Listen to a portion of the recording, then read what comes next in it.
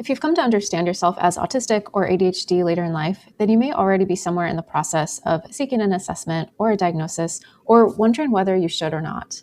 For a lot of us, this part often feels mysterious, confusing, intimidating, and blocked by a lot of logistics and red tape. You might be wondering things like what even goes into an assessment, where do you get started, what is actually going to happen on the day of an evaluation, who's it built for, and what are the pros and cons of even seeking a diagnosis, and ultimately whether or not it's worth it. I'm Dr. Anna Neff. I'm an autistic ADHD clinical psychologist and the founder of Neurodivergent Insights. For this month's deep dive conversation, I sat down with Dr. Jess Hogan, a friend of mine and fellow AuDHD psychologist.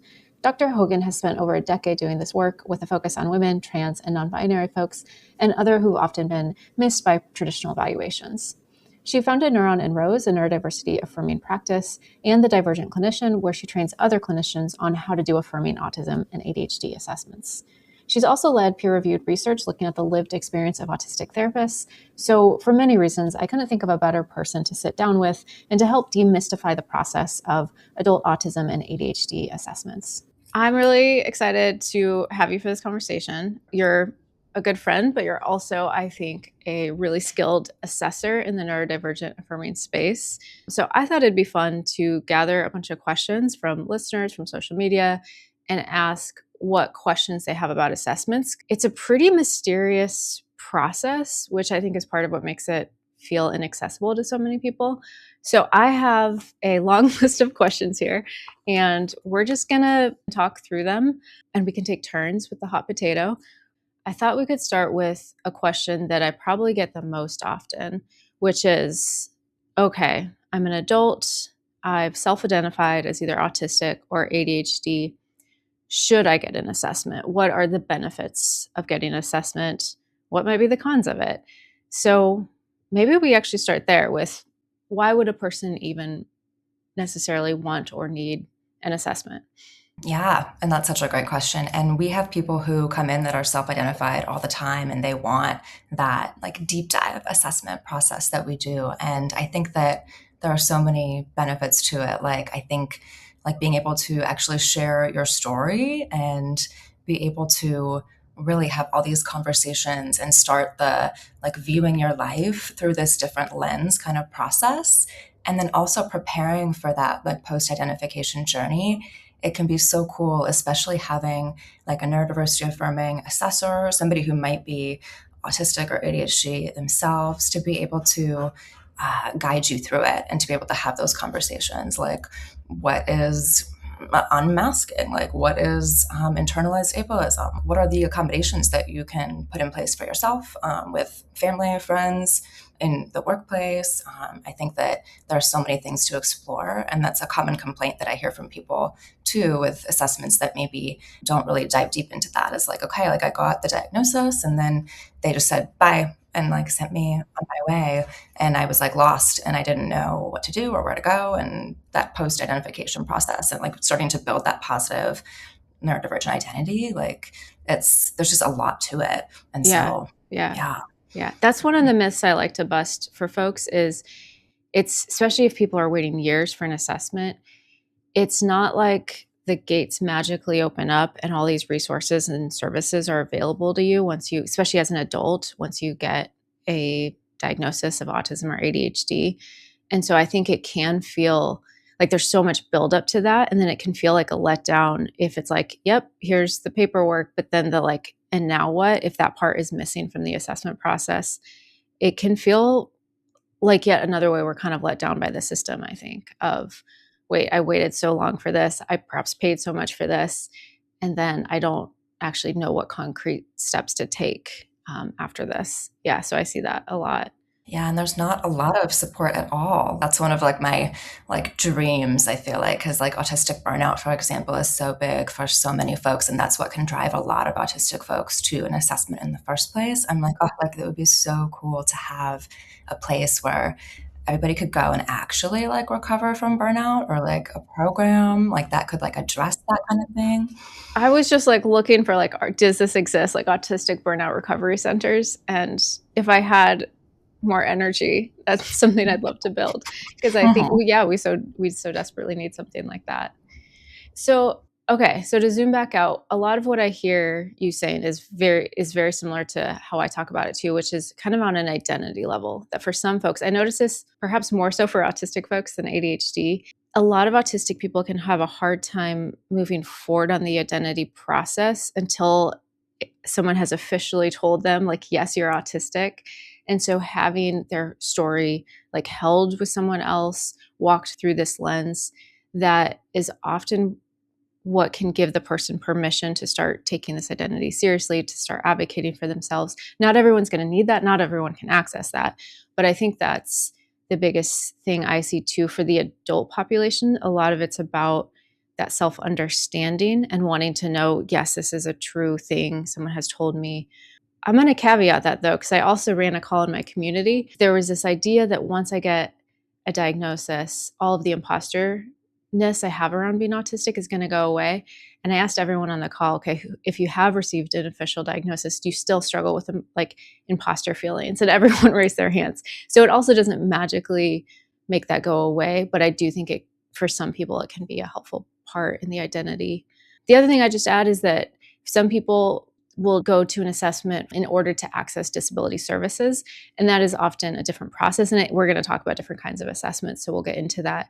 But I do think knowing your why is really important when you're thinking about assessment of like, what are you hoping to get from this experience? Is it around identity? Because there's actually a lot of pathways open if that's it. Is it for disability? Because if so, you want to be very careful with what kind of provider you go to if you're wanting to access disability services. So that's something I often talk about, is like, it's just really important to know what you're hoping to get from this process before you even start it. Mm-hmm. Yeah, definitely. And I love that you brought that up about the imposter syndrome, because yeah, like even I have imposter syndrome sometimes, and I will tell clients, like, if you are worried about that, like I recommend having like a note in your phone of like some of just like the, okay, yep, like I am absolutely autistic moments. And that always helps me, like if I'm ever feeling imposter syndrome. And usually it's right after like an interaction with like a non-affirming provider saying things like, oh, like people, like you need to go through the formal assessment process, like in order to truly be autistic or something, which I'm self-identified. So, but I'm definitely autistic. And so things like that. But yeah, just like having those moments and the validation from like others in your community, I think, and like having like those moments can be really helpful. And it's actually part of the identity process. I think with masking, we learn to doubt ourselves so much. So the experience of like, can I learn to trust this about myself and validate my own experience around this, is actually part of the unmasking journey and part of the neurodivergent identity journey, being able to do that. Okay, well, I'm going to get us into our first like kind of bucket of questions, which is around like finding and initiating assessments. Maybe we could rapid fire these, and I'll put the question in the middle like a hot potato. And if you want to grab it, go for it. But here's the first question. How do I best initiate an autism, ADHD, or AuDHD assessment as an adult? Do I start with my primary care provider? GP is what it's called in many parts of the world. Or do I find somewhere else? So basically, where do I start this process? Yeah. And I think that this is so nuanced depending on people's like insurance and healthcare system. I feel like the best place to go, and my go-to is ndtherapist.com, so neurodivergenttherapist.com. And so basically it's a whole big list of therapists and assessors who are neurodivergent themselves in some way. And I feel like so many like amazing, affirming neurodivergent providers are on there, but a lot of them might not accept insurance. And so I think that's something that people have to weigh, because there are risks where if you go through like your healthcare system and you go first to like your PCP and then they refer you somewhere. And, I feel like you really got to check whoever they refer you to out first, in my opinion, if you have the spoons, like, and being able to consult with them first before committing to the assessment process and asking some really crucial questions could save you a lot of grief. And I hear horror stories over and over and over again about assessment processes that are so non-affirming and so invalidating. And honestly, it can lead to a lot of misdiagnoses and things like diagnostic overshadowing. And so, yeah, it's kind of complicated. Yeah. I'm going to just explain a couple terms you said. These are terms I love to use. So for listeners, so misdiagnosis would be if a wrong diagnosis is given. So for example, let's say a person is diagnosed with a social phobia, but they don't actually have that. And they're autistic, but they're given that diagnosis of social phobia, but the autism is missed. That would be a misdiagnosis. It would also be a missed, as in MISSED, because the autism's missed.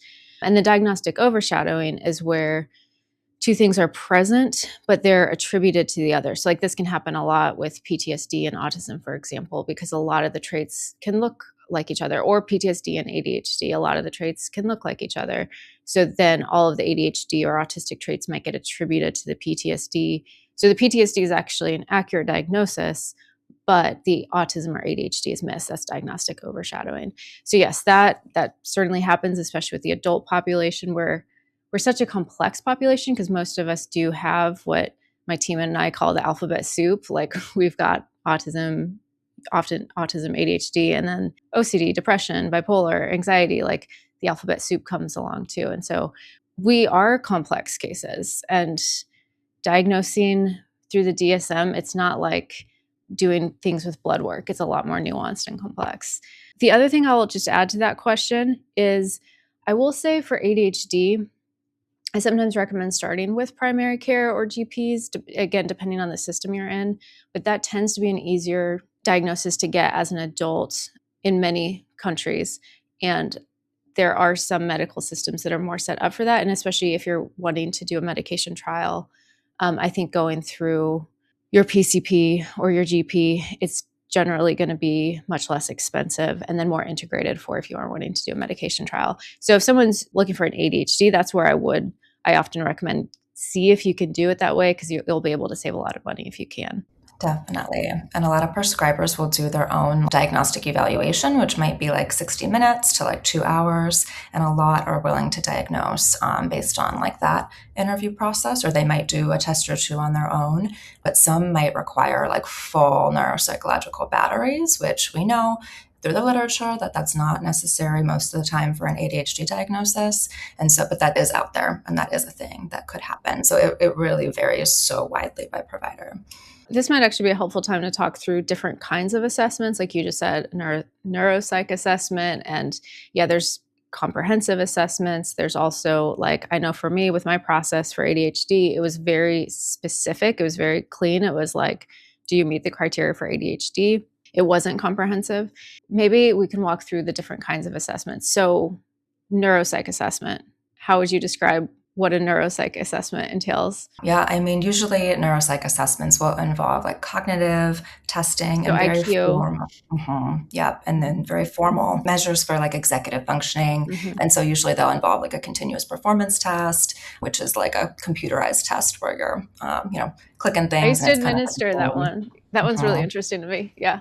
Oh. yeah, but it assesses all kinds of ranges of functioning in different areas. It's cool because it can look at things like task switching and like, so yeah, it can really give you a great snapshot of executive functioning, like you're saying. Yeah. But with all these different like tasks that measure that kind of in the moment, I think there's a lot of problems with that. Like I see ADHDers who nail these tests all the time in this very sanitized environment with the testing conditions. They kind of resemble games. And so like gamers especially are like, ooh, I got this. And like they're like all into it. However, like we know that with like an interest-based nervous system and stuff, and a lot of ADHDers can breeze right through a lot of those tasks, and it doesn't really give you as much information as you would hope about like what people's executive functioning looks like in real life, which is why I like the clinical interview and the ADHD interview, and like looking at other ways that these executive functioning differences show up in real life is so important, because yeah, like those tasks in a neuropsych battery are not necessarily going to capture what actually happens. Yes. And that kind of used to be considered kind of the golden rule of like to diagnose ADHD or autism, but more and more we're seeing like more people do it on comprehensive assessments, which comprehensive assessment would be there's multiple assessments in the process, perhaps a personality assessment, as well as measures for specifically looking at like ADHD, autism. So a lot of the folks who are like on some of the directories we've referenced are doing comprehensive assessments, but not necessarily neuropsych. We had several other questions around like, how come my assessment experience is so different than my friends? And I think this is part of what can be so confusing is there's not like a standard assessment process in our field. And so there's kind of the traditional or old school way that perhaps many of us were trained on. And then in the last 5 years, there's really emerged this field largely of neurodivergent therapists who are providing neurodivergent affirming assessments, which tends to be a very different experience than the traditional assessment. Yeah, do you have any thoughts of just like helping demystify why people can have such different experiences? Like one person might be told, well, you're not autistic because you made eye contact with me during the interview. Whereas someone else might go to an assessor and sure, they make eye contact, but they still get a diagnosis of autism.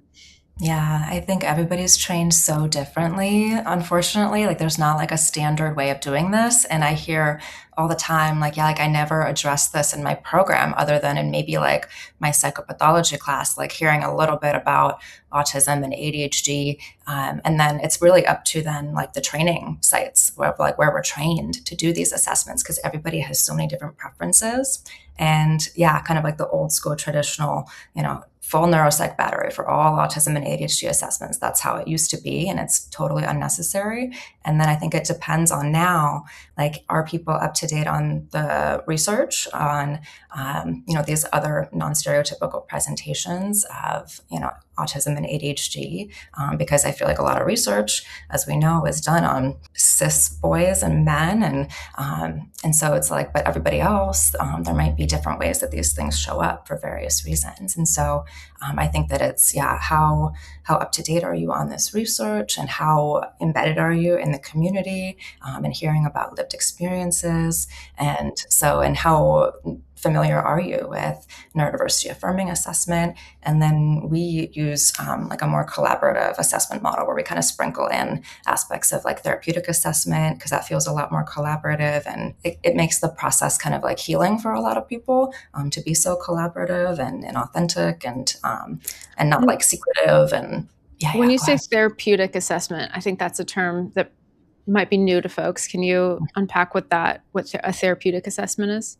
Yeah. So it's this really beautiful model of assessment. One of the main tenets is basically the collaboration. And so collaborating with the client on all the goals for the assessment, and then also doing feedback throughout the assessment. And so I feel like traditionally how I was trained is like, you need to be very secretive. You can't give any Mhm. feedback throughout. Like it's almost like deceptive in a way, like, oh, I'm going to give this test, but I'm not going to tell them why. Well, and there's protocols, like, there's protocols of, like, well, and especially for some standardized tests, it is important, like the IQ tests, it's like you're only allowed to respond to questions with a very certain sentence, like, they give it to you. Um, like, try your hardest. I think that's one. Yep. So you're just and that's part of what keeps the test standardized, but there is, like, traditional assessments, it is kind of a cold process, it's not warm because 'cause you're not wanting to kinda tip off and bias the person and how they're responding. So, yes, Bias. a therapeutic assessment is very different, it's more relational, you're kind of in the process with them of, like, it sounds like we're going to be curious about you together and like talk about it along the way, which is so different than I'm going to go do testing for 8 hours, go home, feel absolutely fried, and then wait like 6 weeks for a report that in a feedback session that tells me kind of what I am. Yeah, that sounds way more nourishing than a lot of the traditional models. Let's see. So a few other just kind of logistical questions. Should I go privately or go through insurance? It's going to be a lot more economical if a person's able to go through insurance. Unfortunately, for a lot of adults, especially for autism, it's hard to find that, especially if you're also being selective about does this person understand the adult experience. The other thing about private, and we're going to talk about privacy later, but if you want it to be a little bit more private and not necessarily in your medical record, then going private also is a little bit more protective. Yeah, I mean, and what's great about private is that like if you don't tell anybody that you were here, like nobody's gonna know. That does vary though. Like I know there are some states where like you would need to like report certain kinds of diagnoses. I'm not in any of those states, and it's more rare. There's only a couple of them. There's also some careers, like, when I've worked with medical providers, they can get, and this might have changed, but a few years ago, like, they can get audited at any point where, like, all of their medical records, whether it's private or through insurance. And so there's certain professions where, your career, especially if you're under a licensing board, might mandate all your records. Yeah, but when you're private, yeah, like we're not going to send that to anybody you don't want us to unless there's a court order, and we would fight that, if you wanted us Mhm. to fight it. So, yeah, I think that it Yeah. does feel a lot safer. Yeah. Yeah. Yeah. And then who does the assessments? Psychologists, psychiatrists, others? Yes, all of the above. Psychologists are kind of the training that makes psychologists specialized is assessments. It's something that we do a lot of, but psychiatrists can also assess. Developmental pediatricians will sometimes Mhm. assess in childhood. More and more master level clinicians Mhm. Yeah, are assessing. which Anything is else? controversial right now in the field for sure.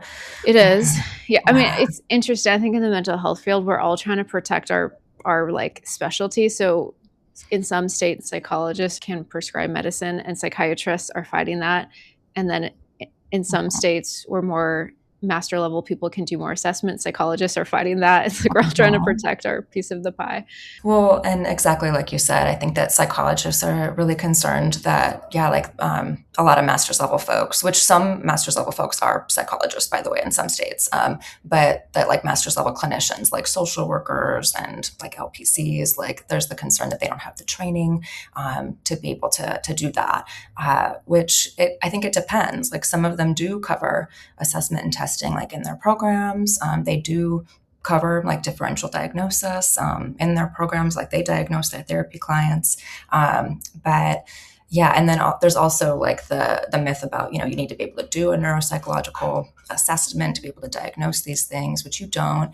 So I think that like that's one thing that I'm trying to do is make sure that for the folks who want to do that for their clients and who want to be able to provide access that might be a little bit more affordable for folks, that like they're doing it right and that they have the support to be able to give those assessments in whatever way they need. So whether that's through like help with differential diagnosis or whether that's help with differentiating it from something else or whatever it is. Mhm. So that's a lot of the work that I'm doing right now. I love that because we need, I mean, there's such long wait lists that we just need more providers who are willing and able to diagnose, specifically autism, but also ADHD. And there's a lot of providers who are even psychologists who are scared to touch it.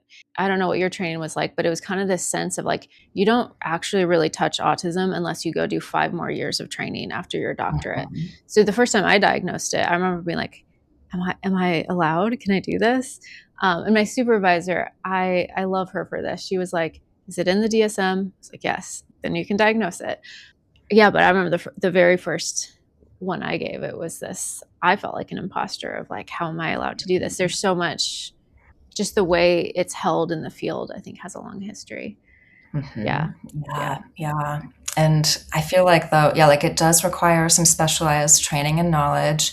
And I think that like it is essential that like our people are like that clinicians are learning this specialized knowledge. Like I had somebody join my consultation group membership a while back who was like, okay, I'm doing ADHD assessments. I don't want to touch autism assessments. I just want to stay You in my lane can't you here. can't do I was like, ADHD if you're not willing to touch autism because there's so much overlap. Yeah, I've heard people mhm, say that too, and it's just like, no, sorry. If you're, and this is what, and I can get passionate, I can hear my voice. This is mhm. what I liked when I'm training clinicians and people say you don't do autism. I like to be like, no, you're already doing autism. Because there's that study out of I think it's Sweden where Nirenius? Nirenius, thank you. I was like, I couldn't quite pull it. Yeah, Nirenius study where 18.9% of folks in outpatient psychiatric care were identified as autistic. Most of them had not had a previous diagnosis of autism. And so, we want to be cautious of speculating it too wide, but hypothetically, if as many of 1 in 5 or 1 in 6 people seeking psychiatric care are autistic, then most therapists are going to be working with autism. And we have so many, especially if we're undiagnosed and unidentified, we have so many mental health conditions. We know we're in substance use clinics at higher rates, eating disorder clinics at higher rates. So I feel really passionate that like no licensed therapist can say I don't do autism, because if you are working with people with mental health conditions, you are most likely already doing autism, just probably very poorly.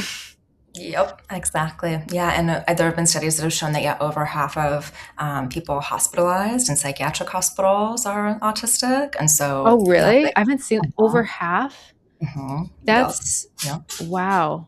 Wow. And I'm just thinking also about how, like what a hard sensory experience that is. That's yeah. Yes. So the ability to like choose if we do autism or not, like I would love that myth to be busted in our field.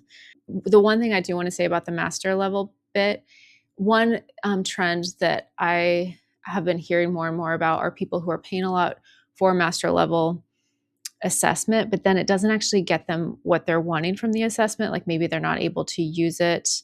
Like some universities can be really specific around accommodations of like it needs to come from this kind of provider. So I think that's where it really always goes back to understanding what is your goal and your hope for the assessment, and making sure before you're investing a lot of time and money that the provider you're seeing is able to help you reach that. absolutely. And for a lot of state like disability services, they will often require things like an IQ test and adaptive measures to be given. And so like we offer that as an add-on, like if folks need it. But yeah, like it wouldn't be a part of our normal assessment. So it's really important, like if you want to use it for something in particular, that like you're upfront with your assessor about it, so that they can be sure that they're like the person for you and that they can do that for you. Yeah, absolutely. Absolutely. Okay. Another question that came in is, are there assessors trained in recognizing non-stereotypical female masked or diverse presentations? Yes. Often it's those of us who are also autistic who go about doing that. It is not yet standard in many of our training programs. And so that is, I think, one of those things where it's like either going to one of those directories or even just seeing how they talk about it on their website.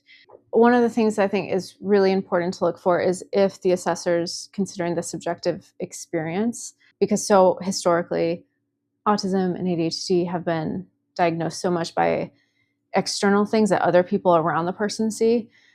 And so really getting at like, what is the experience of eye contact? What is the experience of small talk? What is your experience of your interests versus just like check, do you have them or not?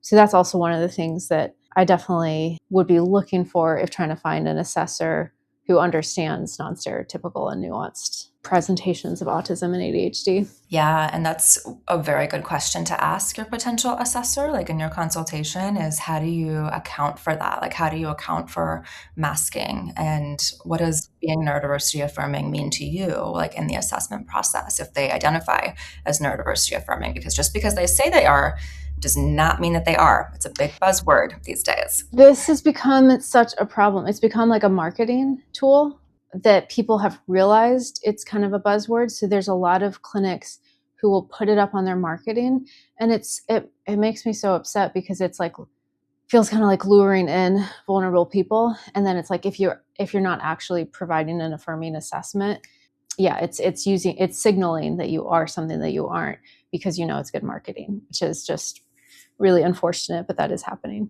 Yeah.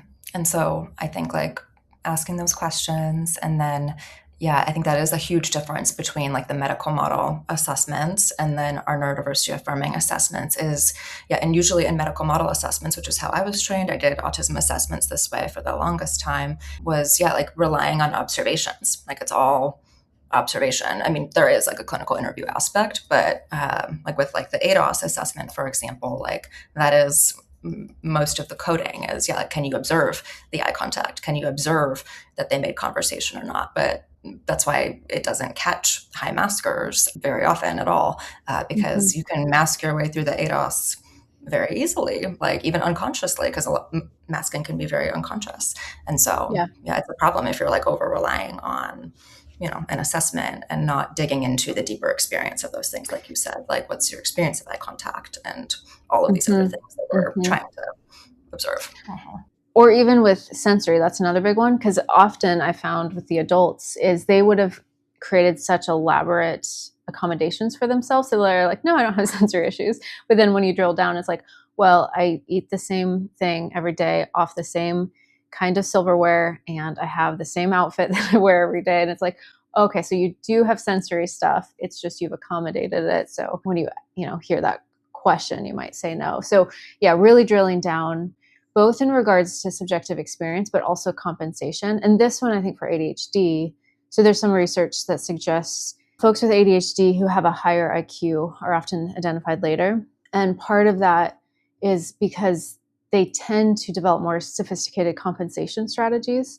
So again, it's not like, do you forget your keys and phone? It's okay, what if not, like, what are the systems in place you have, to be able to remember these things or to not be, forgetful. And then if you hear very elaborate compensation strategies that person's been using, that's another place where ADHD might get missed if you're just looking off of the check marks and not going that layer deeper to understand how is this person compensating for these traits, and again, what's their subjective experience. Yeah, I feel like that is the mark of a good assessor, is to be able to dig deep under oh no, I don't have an issue with that because I have a system.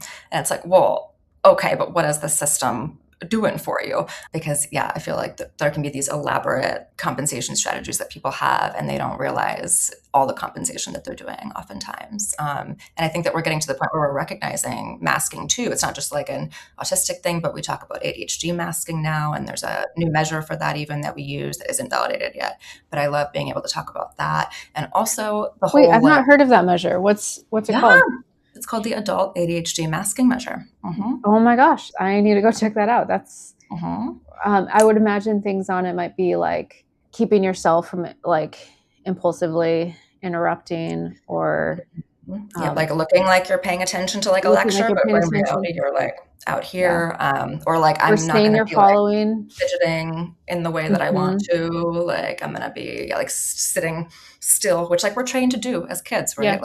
Quiet hands, sit still. Wait, are you okay right now? Like, why are you anxious? Like, why are you moving like that? Like we're trained to mask as ADHDers too. Yeah, or I often will like pretend I'm following, or not as much anymore, but before I'd pretend I was following along when I wasn't, or pretend I understood something when I didn't. But it's like I spaced out and I didn't want to admit that I'd spaced out. Oh, I'm so glad that exists. And actually that might be a good time to pivot to some of I think part of the confusion can be like, well, are the same assessments being used if it's a standard assessment or a neurodivergent affirming? And I think there are some diagnostic tools that tend to be more common in the more neurodivergent affirming space, like the CAT-Q, which is the masking measurement for autism, a screener on monotropism. That would be another one that I've more commonly seen used in affirming spaces, but not necessarily in standard. And then there's a lot that tend to be in both. So like the RADS are, and I'm not sure if we should be explaining all of these. I think that might be, maybe we can do a follow-up conversation where we break down all of these, but like the RADS are, the SRS too, these would be some that I find commonly used in both spaces. What are some other, the MIGDOS, I think, is the one that most affirming places tend to use, and that's a clinical interview that really does a good job of getting at the subjective experience. That would be something I'd be looking for. If I was looking for an assessor right now, I would see if they use the MIGDOS. To me, that's kind of a signal. This is someone who's taking the subjective experience seriously. It's someone who's also done rigorous training in autism assessments. Yeah, what else? What would you, in regards to like specific measurements that are used? Yeah, so I tell people just by default, like there are not any affirming measures, even the MIGDOS, which is like the most affirming that we have. It still frames, like the differences as the autistic thing and the strengths as like the allistic thing, and I won't even go down that road. But yeah, so there are a couple of measures, like I said, like the masking measure, there's an autistic burnout measure now, there's the CAT-Q that are, on the affirming side. But I think that it depends on the assessor and how they're interpreting and talking about these measures and how they're using them.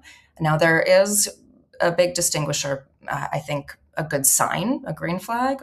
So I think using the MIGDAS too instead of the ADOS is a very, very much a green flag, especially if you're like a teen or you're an adult. Using the MIGDAS is a sign that somebody's going to be more affirming. And then for ADHD assessments, if the focus is on the DIVA-5, I think that's a good sign as well, instead of like all those neuropsych measures. Yeah, and the DIVA-5 is also a clinical interview that gets at experiences of adulthood, childhood, and gives, not everyone will necessarily run it in a way that gets at subjective experience, but I think more likely to. So anything else that you would ask an assessor if you were kind of wanting to see where they were at before, getting on their wait list or agreeing to an assessment with them?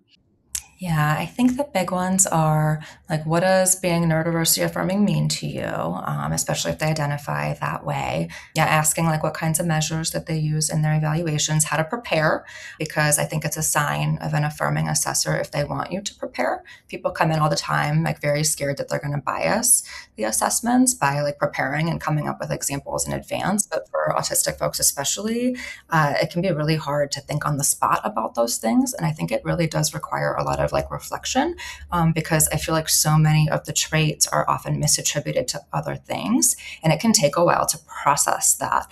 Like when I was in my self-identification journey, I was realizing that I had sensory issues, and I just had a lot of compensation strategies around that. And so I remember I went to my mom 5 years ago now or something, and I was like, "Mom, I think I have sensory issues," and she was like, "Oh yeah, I know." And I was like, "What do you mean you know?" And she was like, "Yeah, I couldn't dress you as a kid. Like you would have like these huge tantrums." And I was like, "You didn't think to tell me that at any point?" Like, oh, okay. And so there might be things present that you didn't know about. Like I attributed my severe anxiety to being severe anxiety when it was actually overstimulation. And I was like near meltdown most days, like in school and grad school from the fluorescent lights and the overstimulation. Like we misattribute things, and we have to be able to recognize that. And so I think that's also a very good sign of an affirming assessor, is if they recognize that, and people are going to maybe answer questions differently depending on where on that self-discovery journey they are. So they might answer the measures in a certain way earlier in the journey, and that might look a lot different, like the more like with it you are about like what autism looks like and what it is and how it presents like in you yourself. So that was a long answer to that question. I love that though, but how do they respond to that question of how to prepare? Because you're right, autistic brains, I think for one, we want to do that because a lot of us are kind of learning in the process, and we want to catalog. And I think a lot of it is, we're trying to make sense of ourselves. We're trying to see if this actually fits. It's interesting. I think when we take in like, I definitely had a lot of people bring in like spreadsheets where it's you put all the criteria and then you just have like stories that you input as you think of them, or examples. And a traditional assessor might almost see that as if the person's coming in defensively, rather than understanding that as like an autistic way of processing. And I love what you said about like how hard it can be to come up with examples on the spot. It can be like kind of deer in headlights moment for us when we're asked a question. And for so many people, maybe after they leave the interview, it's like, oh my goodness, here's 5 examples. So yeah, that kind of preparation is not a bad thing. It's part of the autistic processing style. Yeah, but with like the more medical model assessments and assessors, I hear all the time, like in forums and Facebook groups and people that like, are in various spaces, and they're like, like it's almost as if like they're responding as if they want the diagnosis. Like they're just telling me everything that I want to hear. Like they're just like naming off like all the traits. And I'm like, oh, maybe because they're there. I don't know. I think that there's like this myth that people come in like lying, and like people are like diagnosing themselves off of one TikTok video, like, and that's just generally not.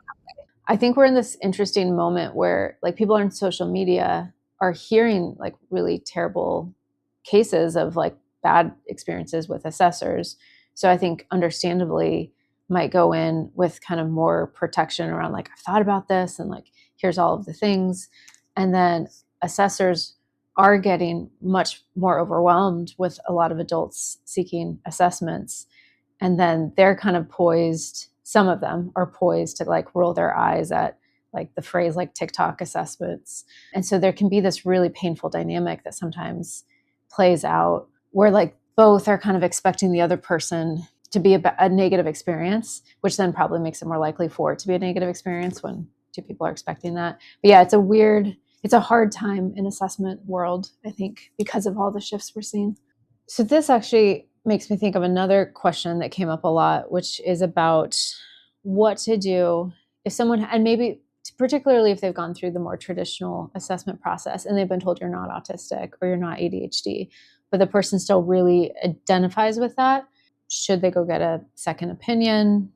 Kind of what should they do in that scenario? Yeah, so I'll tell people in our consult process that it is very individualized. So it is totally up to you. So if you would prefer to save your money and to go through that self-discovery process kind of on your own or within your community of other neurodivergent humans, like please do that. And I present that as a very valid option because it absolutely is. And you don't need that professional validation necessarily. However, a lot of people still want to go through the process. Like they're looking for that like corrective emotional experience. And we've had people that will like absolutely continue to do like our comprehensive assessment, even if they just had one with us. And I feel like people are looking for that deeper understanding of themselves. And so I say, if you would rather get a second opinion and it's going to be like weighing on you not to, and you really want that, like go get that second opinion. Like, absolutely.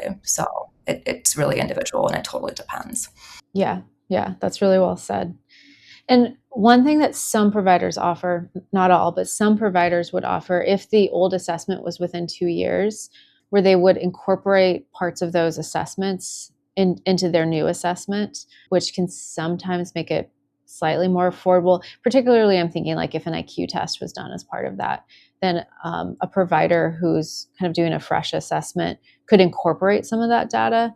And so I think that can also be kind of helpful or just to make sense of it. But yeah, if I would say, especially if the first assessment was, if they didn't ask about your subjective experiences, if they didn't ask about compensation strategies, and if you're in a position to be able to get a second opinion with someone who would do that, that would probably be a very different experience. And like you say, it can be emotionally healing. Like I often say, it's better to not go through the assessment process than to go through a bad assessment process. Yeah, absolutely. Yeah. And even if you're further along in the journey, like even if you feel like you had like a pretty good assessment process, like, but you didn't get the diagnosis, maybe because you're realizing, oh, like I actually do experience a lot of these things. Like as you're doing more research and stuff, like I think it's totally okay to go back like later on too. And so that's a common thing that we see all the time as well.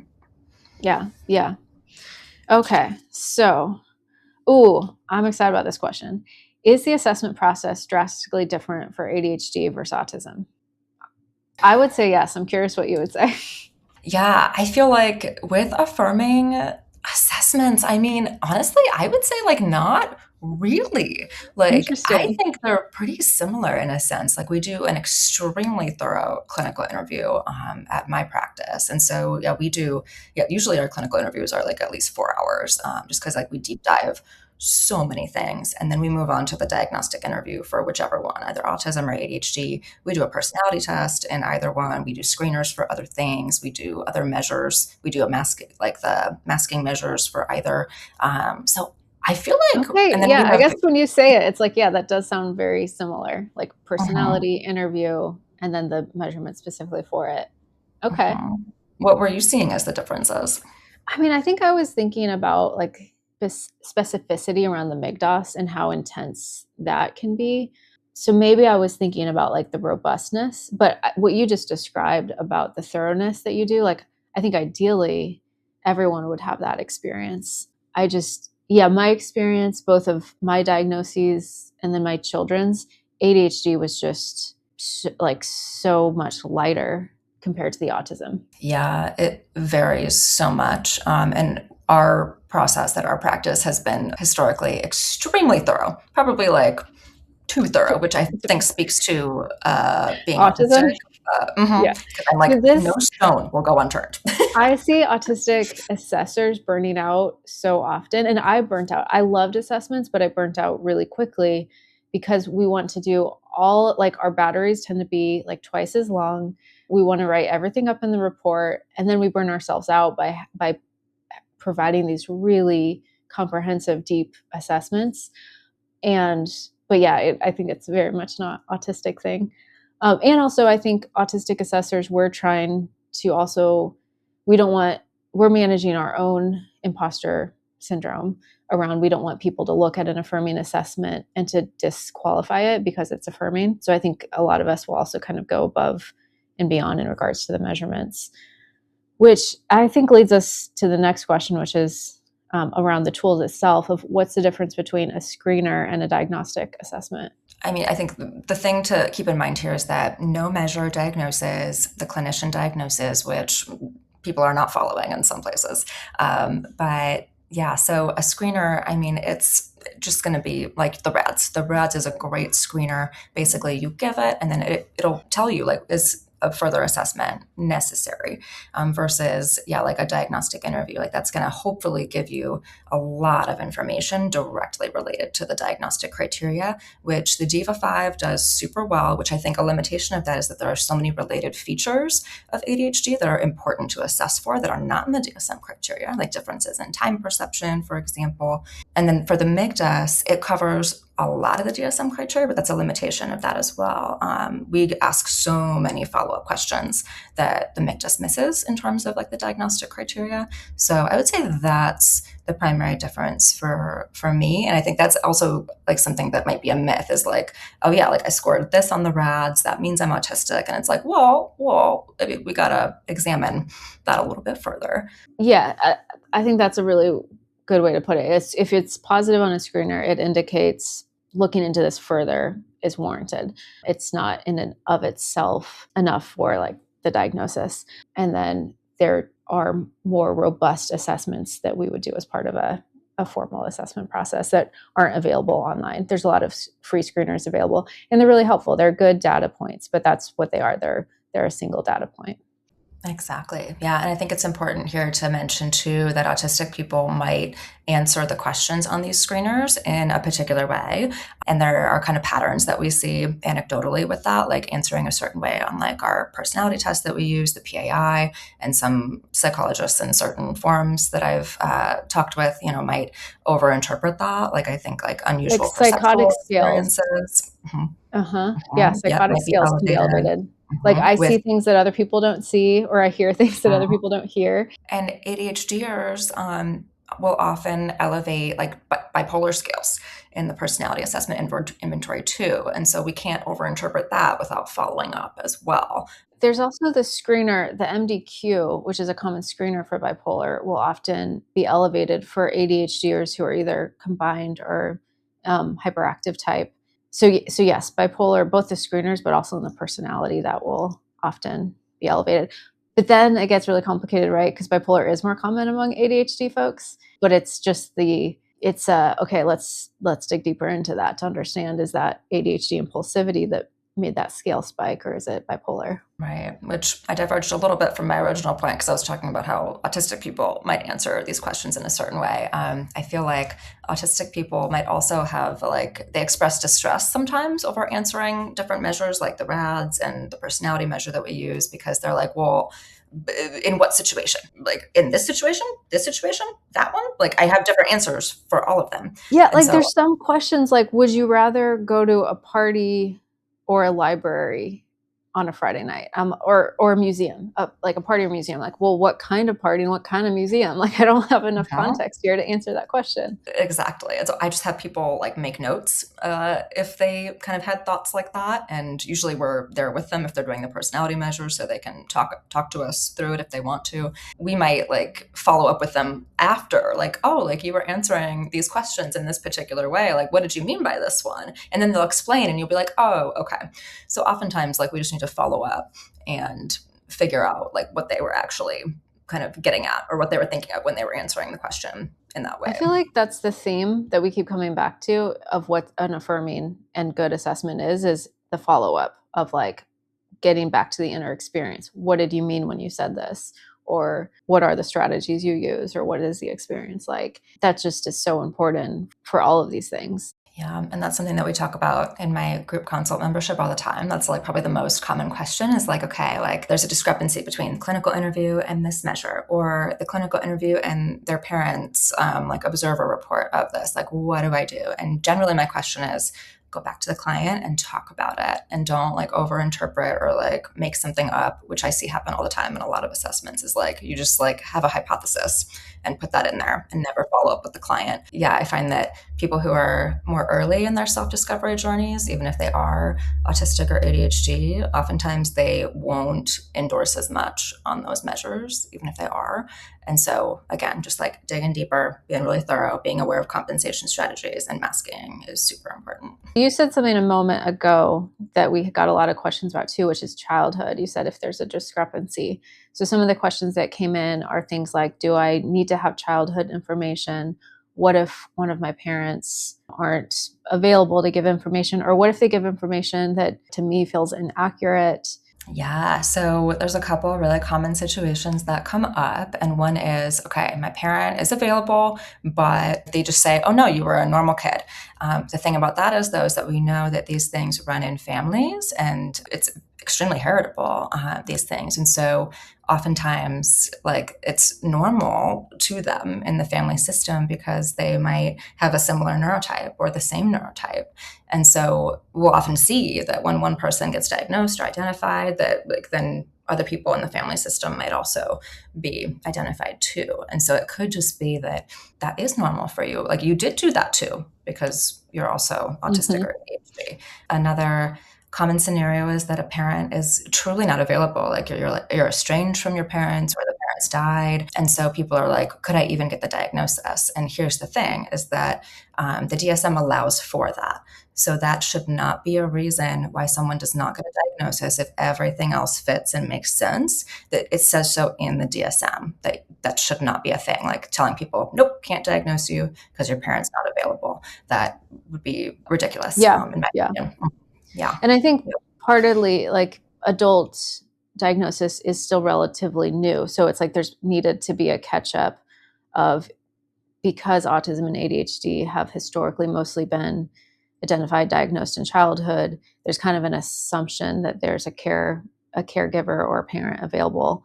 And that's not a clean assumption we can make of adults at this point. There is indication of like needing to show evidence of being able to go back to childhood with the traits. And that the place where I've found that getting the trickiest, and I'm curious if you have a way of working with this, is when the person, typically when they're AuDHD and they have very little biographical memory and they don't have anyone from their childhood who can speak to their childhood. Have you encountered that? And if so, how do you work with that? It does come up, and I think that's when it can get a little bit harder, especially when there's complex trauma early on, and that's like a reason why they might not remember a whole lot of their childhood and why they might be estranged from their family members. Like it's literally not safe to be around them. And that's when we go just deep into the differential and we try to figure out and parse out this trait. Is this more likely due to trauma? Is this more likely due to autism? And we work with whatever we've got, and we really do our best. But we're not going to exclude that or gatekeep the diagnosis just because like they can't remember like their very early childhood, especially since trauma does so often go hand in hand with autism in particular. Yeah.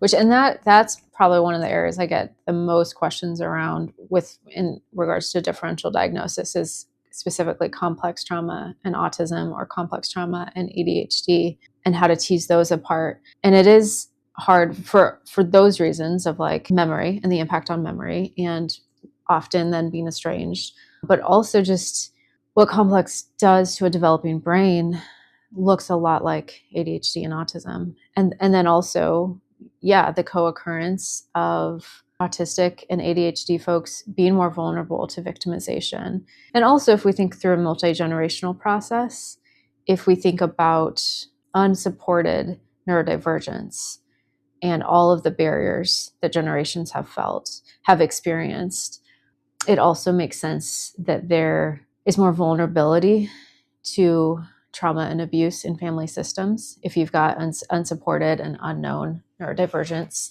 And I'm trying to be careful of how I say that. I don't mean that in a sense of like because autistic or ADHD are more likely to perpetuate violence, but all of the systemic stressors, economic stressors, the marginalization, if you have a parent or grandparent who is having sensory meltdowns and doesn't understand what that is and is having reactions, like it makes sense to me that there'd be more vulnerability for complex trauma to get passed down in those family systems.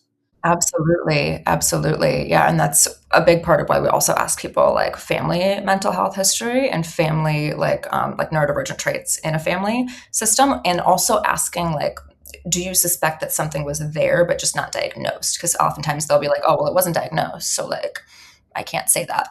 But we ask like traits of anything present basically to get at, yeah, like exactly what you said. Like, could there have been some undiagnosed things there that maybe could have been contributing to their experience. And that's also very helpful too. Yeah, looking at those things. Yeah. Yeah. This has reminded me of some other questions around co-occurring conditions that came up, which is around AuDHD specifically. One of the questions was, if I'm being assessed for one, either autism or ADHD, will assessors notice the other even if I don't mention it? Which I love that question. I would say in the traditional framework, no. Is that what you would say?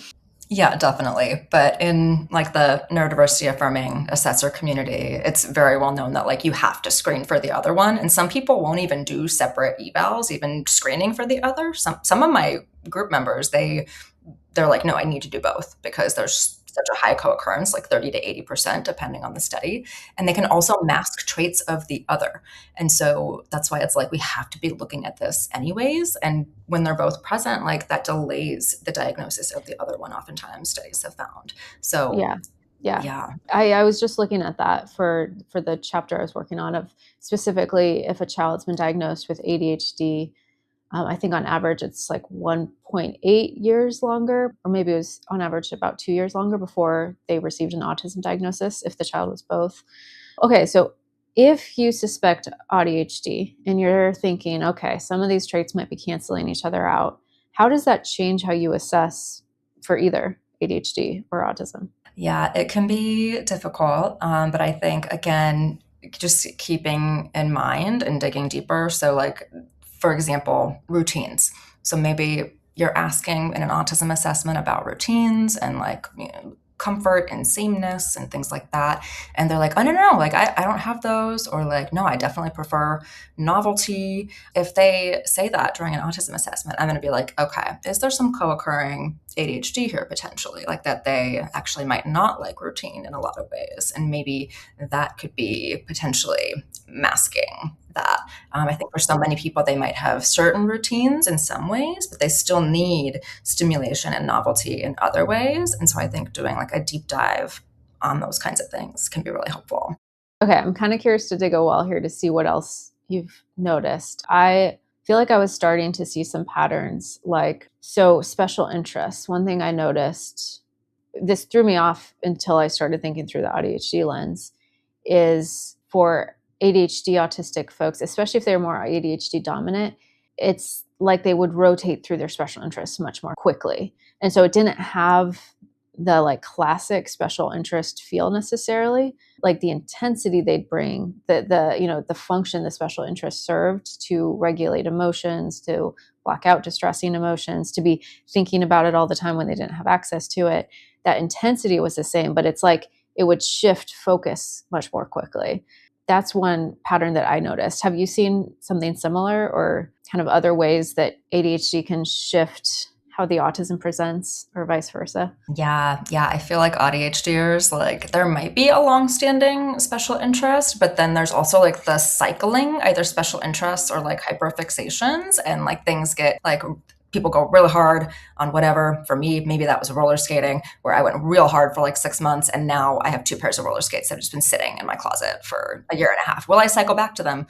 Probably at some point, yes. But yeah, so I feel like it might look a little bit different in that way versus just like having like your special interests, and like that's that. And I feel like that's a really important thing to be digging deep into during the assessment as well, because people might not realize something counts as like a special interest, like depending on how it's phrased too, like, oh, do you have any special interests, or do you have any passionate interests? And people might be like, well, I'm not passionate about it, I would call it this, and it looks like this. Yeah, do you have any thoughts on that? Yeah, no, I mean, what you just described, yeah, absolutely. That's something I saw. I'm trying to think through some other ones I saw. I think, and this has been debated some around whether or not social motivation should truly be seen as a autistic trait, the lack of social motivation. I think because I don't have a lot of social motivation, I'm like, yeah, that feels very autistic to me. So I'm kind of okay with that still being considered an autistic trait. I think it goes with that concept of like being in our own world and space. So that's one where I see it, especially if the person's more ADHD forward. And this is actually an interesting conversation because I think you identify as ADHD forward and I identify as autistic forward. So if someone has more social motivation, that is another way where they could definitely present less stereotypically autistic. But with the ADHD, I think there tends to be a bit more social motivation often. Again, not always. We're talking in kind of broad sweeps here. But so that's another big one I see. Or like even with small talk, they might be like, yeah, I do small talk. But maybe there's a lot of small talk that doesn't go well for the person, but they don't necessarily, and they might not even actually have a lot of insight into that because they might not be aware that the small talk's not going well. And so criteria A of autism, I notice, can look a bit different when ADHD is also present. Yeah, and anecdotally, I think that it might look a little bit more social when there's ADHD present, like people like want to go out and do things or do different kinds of things. And so, yeah, I love that you brought up that example, which even this topic of like being autistic or ADHD dominant is so fascinating to me as an ADHDer, because I use that terminology too, but like there's probably no like literature to back up that concept at all. But yeah, and it was so funny to see. I think we were talking about this a couple months ago, and yeah, we were like comparing texts, like how many like social texts did you send over the last weekend or something, and like the discrepancy between you and me was like hilarious. So we were together in person. We did a like writers retreat, and I think I had sent 8 social texts that week, and you had sent like over 100. Yeah. Yep. Which is amazing. But yeah, so anecdotally, I feel like I see that a lot in ADHDers, but I feel like also there's so many other factors too. Like I also have problems with the social motivation piece because it's so nuanced, and there can be so much relational trauma around that, especially with friends. And I also feel like there's this stereotype and myth that autistic people like don't want friends or don't want a lot of friends or like don't want relationships or they can't have these things. Yeah, but we want which is the right ridiculous. ones. Like we want the Mhm, right kind of friendship. And mhm. yes, so I think absolutely. Like before we asked, are you socially motivated? It's like for what kind of socializing? So for like Yes. deep kind of existential, philosophical, deep human connections, I tend to have a lot more social motivation than if it's like to go to a party or to go do something where there's going to be a lot of small talk or it's going to be with a lot of allistic people. That said, even with that, I still have pretty low social motivation, but it's much higher when I'm thinking about connecting with fellow autistic ADHD folks in a specific way than it is when I think about connecting in other forms. But I still feel like I need a lot of alone time, even if it's the right kind of social nourishment.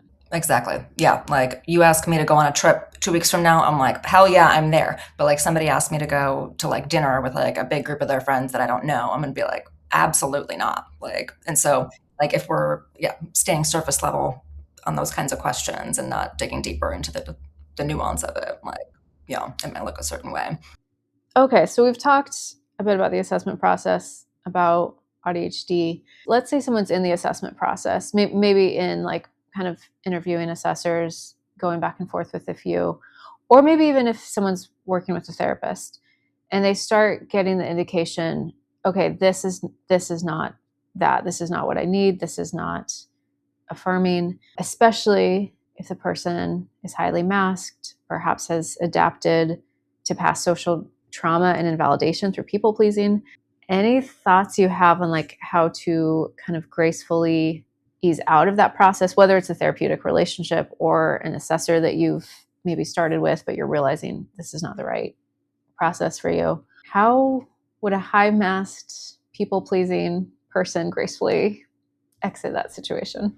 Yeah, I think it's so important to keep in mind that you are allowed to stop like that evaluation process at any time, that you do not have to finish it. You do not have to continue on with a therapist that is not feeling good to you. Like if you feel like, yeah, if you can feel it in your gut, like this is just not feeling good to me, like you are allowed to stop and switch at any time. And I just bring it back to fit. Like fit isn't even a personal thing. It's just, it's not a good fit, and that is okay. And as mental health professionals, like we're used to that. And it is so important to like, if you can, like find like the best fit for you, like in your assessor, and especially with your therapist. Because if you're not going to be able to have that felt sense of safety, like how could you proceed authentically, Yeah. and truly be you. So Yeah. And I do see that happen a lot, and often where it's kind of a hard decision point where people, maybe they've been with a therapist for a while and then they discover they're autistic or ADHD. And it's like, oh, I think I really want a therapist who gets it, who has lived experience, but then I don't know how to bring that up to my therapist, and that can feel hard. The other situation I see a lot, which is slightly different, is where people are needing to almost choose what their therapist is good at, or like what part of the complex self the therapist is able to meet and feed. For example, we know there's a lot of trans autistic and trans ADHD folks, and it's like, okay, well, this therapist is a specialist in trans care, and this therapist is a professional in autistic care. And then, increasingly there's a small handful of therapists who work with that intersection, but that can be hard for a person to find. Or maybe it's, this person really gets my complex trauma or my autism or my ADHD, but they don't get my OCD. There can be this, I think, autistic search for the perfect unicorn therapist, which can be hard to find. And there can also, I think that's where I also go back to like, know what you most need from the provider. Like if in this season of life, what you most need is someone who really gets your OCD and can help you with that. Ideally, they'd have context for autism, so they're not combining them, but maybe it's okay if there's other parts of you that provider doesn't fully get. But yeah, that could be a whole other conversation, Jess, of like how to find a therapist. But that can be tricky because for a lot of us, we're holding a lot of multiplicity and identities that have been historically invalidated in the intersect. And then a lot of us have a handful of mental health conditions. So it can be hard to find a therapist that can see us and work with us in our multiplicity. Yeah, I just want to validate that it is so hard to find, someone who is all of those things for us. And I think the important factor oftentimes might be like, are they willing to learn if like all the other factors, like except for whichever ones like, are good. So like in my search for my therapist a few years back, I was like, well, crap, like there aren't any openly autistic therapists who do IFS, which is what I was wanting at the time. And so I was like, okay, I'm just gonna like try to find the most like the closest fit that I can and see what happens. And because she was willing to learn, and I did have to do a little bit of education around some things, like how things applied to me with my neurotype, but like she was just so open and she was so validating. And I think that was like the key. And I'm still with her today. Yeah. Like, so, like I think so that might be a big factor. Yeah. I'm still with my therapist who I was with for 4 years, like pre-discovery. And then I went back to therapy. And the biggest characteristic was curiosity. And I think I'm like, more so than like, I have all these certificates. I'm like, is the person open to learn with you, curious about your experience? And so, yeah, my therapist is not autistic, not a specialist in OCD or some of the other things, but it's that what he does get is my need to explain my inner world through philosophy and ideas. And then he has loads and loads of curiosity that have made it a really meaningful therapeutic course of treatment, even without all of the things that if I was like going out to look for a therapist now, like if I was going out to look for a therapist now, I would never find him because I'd be looking for all these check boxes that he doesn't have. But yeah, so curiosity and openness, I feel like is kind of the core thing to look for, probably in a good assessor too. Yeah, and there's this concept of, like, the good enough therapist, like, it doesn't have to be perfect, it has to be good enough, and I think that applies to assessment too. Like, I have a friend who's going through the assessment process right now, like, not because they don't know if they're AuDHD, but because they need it for, like, services right now, and so they were like, "I need to try to find the most affirming person possible who takes my insurance," and so they were kinda taking a risk. They asked lots of questions during the consultation. She hasn't been perfect, and, they've had to insert, like, they've had to advocate a couple times, like, hey, actually that terminology doesn't feel right to me, but it is good enough, and she is curious and willing to learn, and I think that is everything. So yeah, good enough. And I think that's such good advice for autistic folks, because we can definitely get into the, like, unless it's perfect, and then we can get into decision paralysis, and that goes back to, like, what is the thing you need out of this? What is the thing you need out of this assessment? And is that medical? Like, my ADHD was all medical model, but what I wanted was a medication of stimulants, and so it was good enough for that process. And so knowing what your need is, and then, like, will this meet your need without causing too much undue stress and invalidation along the way. Yeah. Yeah. Well, I just wanted to call you Dr. Jess. It was weird. I almost wanted to be like, Dr. Jess. Do people ever call you that? that is weird. I mean, people do call me that, but I always get weirded out by the doctor, Okay. especially when friends call me a doctor. So yeah. Well, Dr. Jess, Dr. Hogan, thank you so much for coming on and, like, just jumping into these questions with me. I think it would be really fun to have you back sometime to take through another, like, handful of questions that people have. So yes, so I think that brings us to a natural awkward goodbye, unless you have anything to add to the conversation before we wrap up. Nope. Just wanted to say that it's been such an honor and a pleasure to be here, and I would be happy to be back whenever you would like. Lovely. Okay. Well, goodbye.